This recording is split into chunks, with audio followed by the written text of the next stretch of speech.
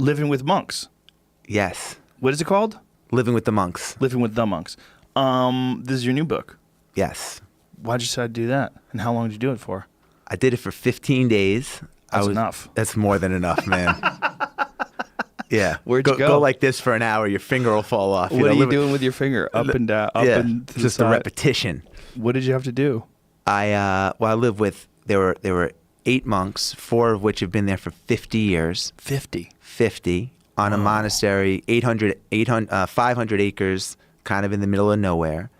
And I went for 15 days. So I figured, I'd invested so much of my life on the physical side and ran 100 miles and just always active and this and that, and have really invested very little on my own inner work. And I just felt like, man, I just felt overwhelmed a little bit. And I said to my wife, who are the masters? And everything pointed to monks. And I said, I want to go live on a monastery. There's something romantic about that, right? It's almost like the guy who goes off into the woods to write a book, like being with a monk, like, and just being, in a monastery with monks. There's something very romantic about that, right? That you've shed all your worldly belongings and you no longer care about the day-to-day nonsense that everybody is fixated on. And you just decide to just home. Yes. Home all day. You could do it, man. I don't want to do it, man. You should want to do it. I've lived the opposite of a monk's life. My life is filled with bullshit. I get it. Yeah. So, where'd you go? So I went to a monastery just south of Canada in the States. Ah. Yeah, but no. What state is it? It was in upstate New York. Oh, okay. Yeah, like on the Vermont border. And it was no phone, total kind of separation from my family. I have 4 kids, my wife, and just got to get to know myself a little bit. Wow. Now, when you were up there, was there any time where you're like, what the fuck am I doing? Like 1 minute into it. When I first got up there, the main monk, like my go-to monk, brother Christopher, took me to my room. They call the rooms a cell, which is about the size of this table. And I had a bed. I walked in, there was a bed. There was a little desk with a night lamp on it and nothing on the walls. And he said, tomorrow we're going to start prayer, reflection, and meditation at 7:15 a.m. And I looked at my watch and it was 6 p.m. And I asked him, well, what do we do between now and 7:15 a.m.? And he looked at me dead in the eye and he said, you think. And I said to myself, I'm fucked. Because I'm like, I don't really spend a lot of time in thought. So I went and I said, okay, I'm gonna meditate. I'm here. Let me start this journey with meditation. I had taken a course in transcendental meditation. I'm not a big meditation guy, other than running. And so I set my timer for 20 minutes and I sat down in my chair and I started focusing on my mantra, and immediately I'm bombarded with, how is my wife? How are the kids? The Hawks? All this, Hawks? The Atlanta Hawks. I live in Atlanta, not your kind of hawk. Everything's coming at me, and I'm, time is going by, and I'm just getting bombarded with thought, and I'm like, why isn't my timer buzzed? I've been here forever. So I was gonna look and reset my thing, and I'm like, that would be cheating. Let me keep going, and I'm going, and all the time's going by, and finally I'm like, the fuck is going on with my timer, So I opened my eyes and I looked to reset my timer. It's 3 minutes and 27 seconds. No. And I said to You really thought it was 20 minutes? I thought it was hours, man. I mean, I've never really sat in a room with nothing going on and just closed my eyes alone and thought, and time just stopped. And I calculated how much time I have left, 15 days times 24 hours or 60 minutes. And I said to myself, man, I'm in trouble. This isn't this isn't what, I'm on Gilligan's Island. This is a real, I can't get out of here. And I had a really hard time with it. What was the commitment? The commitment was 15 days. So it was a personal commitment. Yeah. You did it up to you. There was nothing in writing. And did you have a way to escape? I was thinking of escape plans, but on the monastery, this is a little crazy, the way the monks keep the lights on is they breed German shepherds. That's how they make money. They breed German Shepherds. They're the largest. Oh, I've seen this. They wrote a book. Yeah, they wrote a book. I have the book. It's a book about raising puppies. Correct. The same guys? Same guys. Ah. So they weren't Buddhists. They were Russian Orthodox. And they raise German Shepherds. So they live on this property, and there are these 11 German Shepherds. And at the end of the property, the only way off the property, were 2 mobile homes, unconnected to the monastery, at the end of this road that leads up to the monastery. And both of those homes had German Shepherds as well that were a little territorial. So there really was no way for me to escape. Like, I couldn't.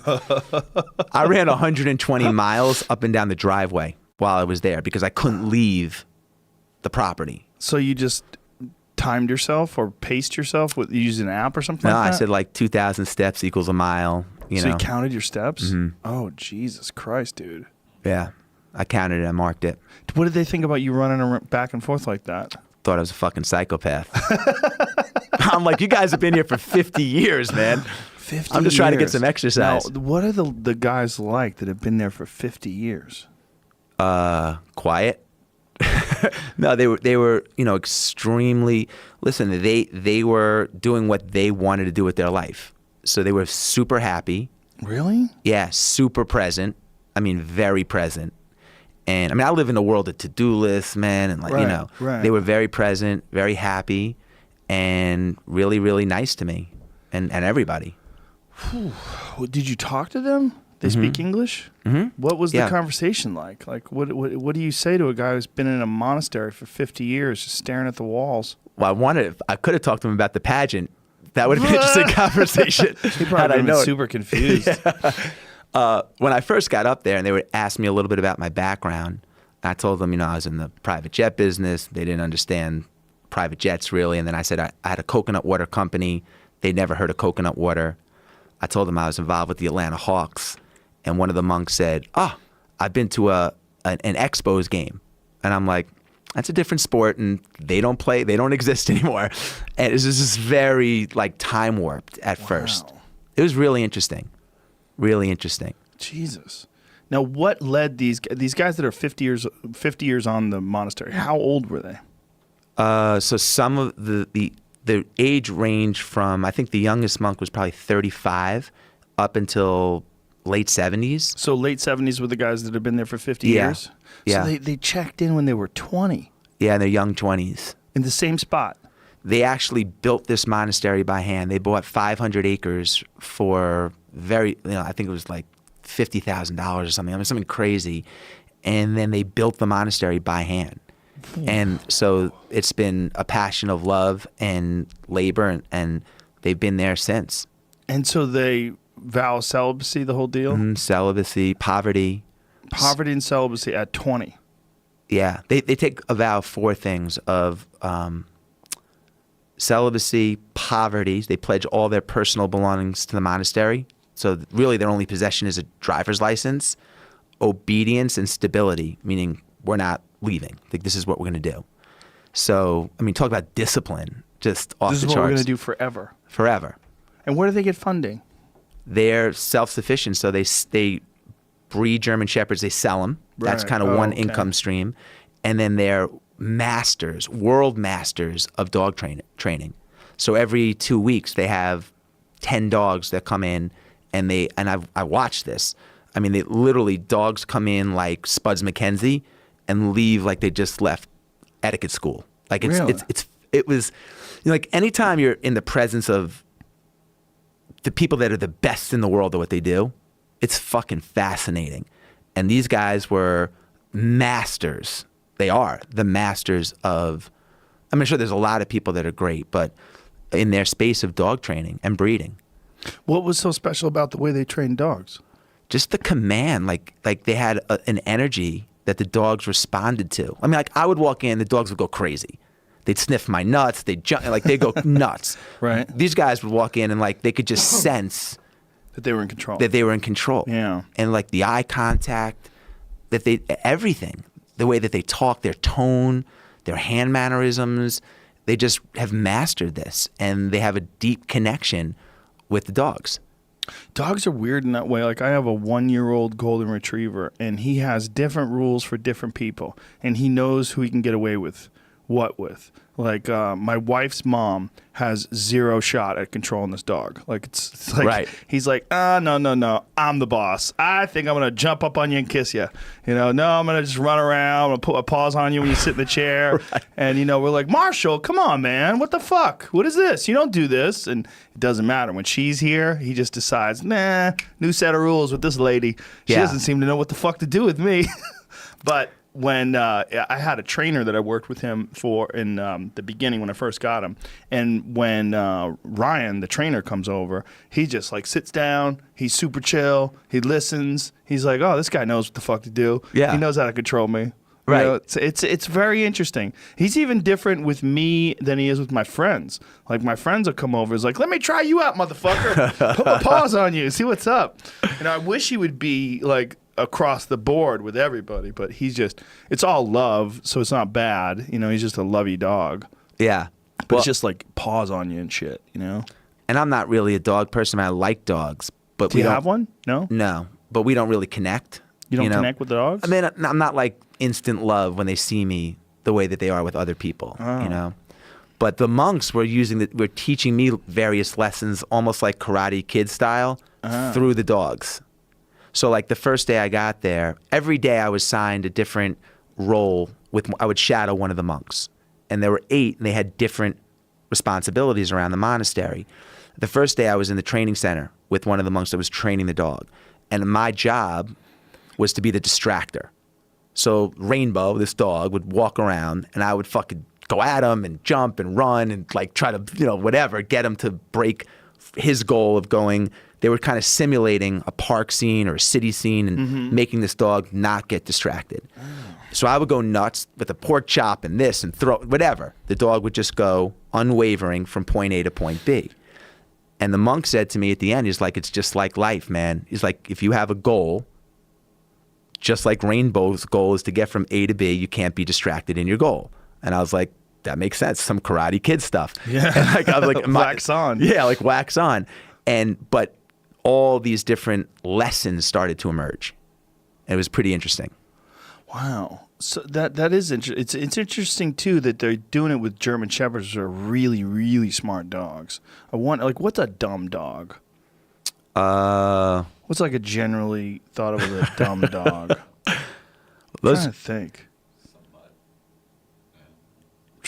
Like what would generally be thought of as a dumb dog?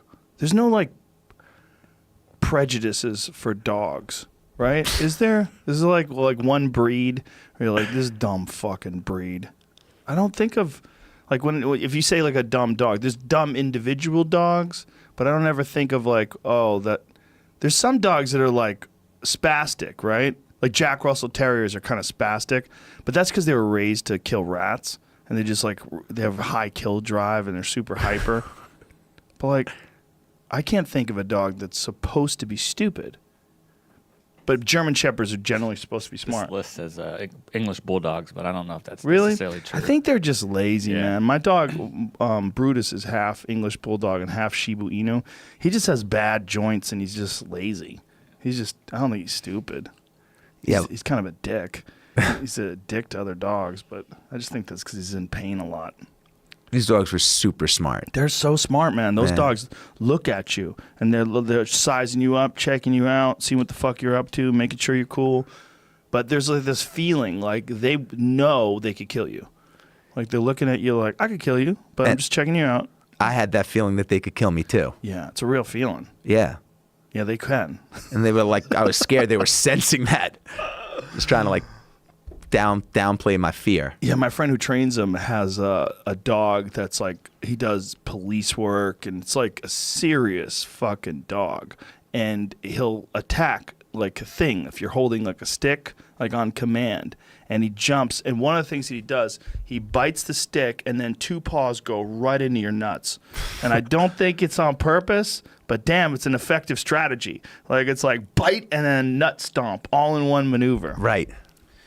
Yeah, but those dogs are, you know, they're a dog that's sort of bred and designed for protection work and police work and stuff. Yeah, they are, and they train their dogs as pets, so they didn't do any kind of police work or anything like that. So the 11 German Shepherds that were on the property were super well behaved. I mean, like ridiculously well behaved. So when they train them, are they just training them to make sure that they're obedient? You know, they just listen, watch the house, bark at strangers, that kind of shit? Yeah, hand signals, obedient, you know, not jumping, but really that, you know, they know who's in control. So did these guys do that before they started running the monastery, or was it something that they decided to do while they had the monastery? No, so they fell into it. They didn't go up there. None of them had any experience in dog training. That wasn't the intent. They just said, we got to keep the lights on here. And they had a dog. They had a dog that as a pet and fell in love with the dog. And ultimately, when the dog passed away, the dog got killed, they wanted another dog, and they went to a breeder, and they got 2 dogs, and they realized that once they bred an amazing puppy, their first litter, and trained these dogs, that there was demand, and they just scaled it like any other business, you know, and they learned along the way, trial and error, just like any entrepreneur. I mean, these guys were like, first of all, they were monks, and they're super spiritual, they're religious, they were Russian Orthodox, they're not Buddhist. And but they're amazing entrepreneurs. I mean, like, they ran this thing super efficiently. But the point would only be to make enough money to keep the lights on. Correct. So as an entrepreneur, it's almost like they're limited in their ambition. I think excess, you know, it's not like if they have excess money and revenue, it's not going to material things, but it's for the life and the extension of the monastery. Yeah. So they would save it and put it away for taxes or what have you. Yeah, or they have, you know, they're in the hands of God. They don't have a lot of litters, or they don't have a lot of puppies, or they have no income. Right. That's fascinating. Now, these guys, what do they do for recreation? They pray. Jesus. They think. They read. What do they read? And they had like an amazing collection of books. Fiction? Everything. Really? Mm-hmm. Oh, okay. Super well read. So they do have some entertainment in terms of like fiction. Yeah. And, you know, periods of it. And I went up there with no expectation. I'd heard of monks. I've seen monks in movies and read articles and blogs, but I didn't know much about it. Right. About the culture, certainly about Russian Orthodox and the different factions and this and that. So I went up there eyes wide open, and but I went up there really just to detach and get away from feeling overloaded and feeling distracted. And man, I'm a father of 4, and I have a business, and my wife has an entrepreneur, etc. And I just wanted to see, like, you know, this is kind of been my journey. I learned best by diving into the unknown, just like I did with David, and just as I've done in businesses and other things. It's just like, I learned best by going into the unknown. So I didn't do a lot of research around them or how they made money or this or that. I just kind of showed up. Wow. It's a crazy undertaking. But I guess if you knew you only had 15 days, at least you have like some light at the end of the rainbow. When that 15th day came, and would you get in a car and drive away from that place? Yeah. How fucking good did it feel? Did you check your phone? Did you check your text messages? Felt really good. See what's going on Twitter? on day 4 and 5, I was already kind of making I was rationalizing in my head that 7 days would be enough. So like in my head, I was going home day 7. Oh, really? Well, I mean, I was like, no one's going to know the difference or care if I went 15 days or 7 days or. Is that like if you're at mile 50 and you're like, that's enough? It is. Same kind of thing? Same kind of thing until you wake up the next day and you're like, I dropped out. Right. And you feel like, you know. So anyway, I decided, like, you know, I'm going to stick this out. And then when I left, it was a good feeling. And the feeling was proud. I felt proud of myself for sticking through it. You know, isn't that funny? These guys have been there for 50 years. 50 years, man. And you're like, I did it 2 weeks, man. Yeah. It felt good. I bet it did. It also felt good to go into a bed. Well, it's the 50 years when you're describing that seems so insane to me that I can't even relate. But when you're talking about your 15 days, I'm like, man, you poor bastard. Like, I feel bad for you. The guy, the 50 years, he might as well be living in another dimension as far as I'm concerned. The guy, I mean, went in there in his 20s, that is just so nothing. No sex, no family, no neighborhood. Nope. No fucking hobbies. No drive to work. Nope. Fuck. And their impression of it is like we made this decision, so it's not, we didn't sacrifice it. Like we decided this is the life we want to live. But when he made this decision, it was 1965 or some shit. That's just black and white TVs. Oh my God, that's a crazy decision. That's crazy to decide back then. Like I see what's coming, and I've had enough. Yeah, I've had enough. These daily newspapers, it's just too much information. Right. Exactly. That's a crazy time to check out. So they don't know what the fuck's going on in the world? Did you quiz them on shit? I didn't really quiz them. I mean, they every Sunday night, there's one TV in one back room, and they watch the news. So they get a sense of just like, kind of where we are, state of the union. If we're at war. Yeah. If there's a nuclear meltdown. Yeah. 1 hour? Yeah, they watch about an hour on Sunday night. One night a week. And that's how they tune in. Who do they I was going trust? crazy. I was immediately like, my head went to like, I'm sure we're being attacked right now, and I'm stuck at the monastery. Right. Like, Yeah. I'm sure the airlines aren't flying, and I'm stuck here for another 30 days. Right. And my mind went to a place where I was thinking just the worst of everything. What news do they trust? I think they trust it all. But like, which channel do they go to? Oh, they would just watch like the local ABC, the local network. So whatever's local in upstate New York. Oh, okay. There weren't Netflix options. Do they have internet? I had no access to the internet. I think they have access. Probably for their job. Yeah, but I had no access for to the it. dog training. Jesus Christ. It was wild. But why is that so romantic to people? Because it is. It's very romantic, right? There's something about this idea of checking out. It's just, I had a buddy who did it. I mean, for all I know, he still does it. I lost touch with him 25 plus years ago. But he was a Taekwondo guy, and he started to meditate because he was always very nervous about sparring and very nervous about competition. So, excuse me, he was trying to figure out what was going on. So he said, let me just take some meditation classes. He took some meditation classes and really enjoyed it, got really, really into it. And then one day decided to give up all the worldly possessions and all of the trappings of civilization and move into the monastery. And I remember we met him for lunch one day. He'd also become a vegetarian, so he only ate vegetables.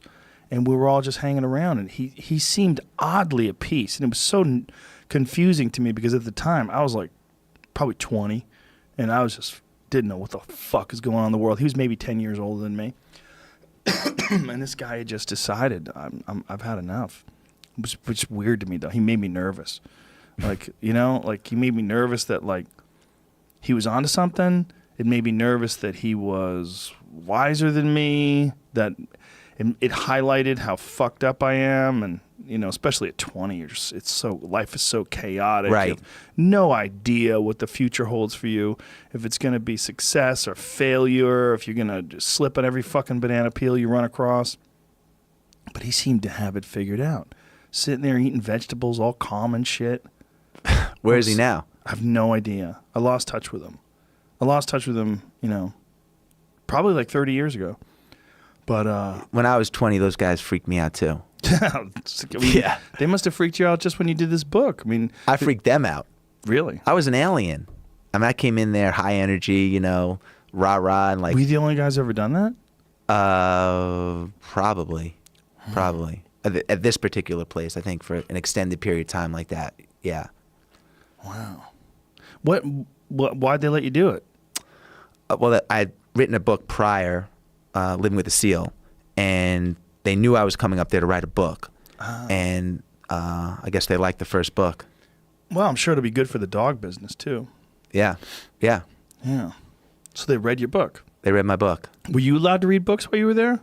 I was allowed to. I brought. I'm not like a big reader, so I figured 2 books would carry me for 15 days. But I read them I read both in like the first 2 days. Yeah, like the first 2 days. So then I was like, Did you check whatever they have? Oh, look, Mary Poppins. Yeah. Read this stupid shit. Yeah. I said I'm good just thinking. Wow. So was there any point at like day 13 when you're like, I actually kind of like this? Yes.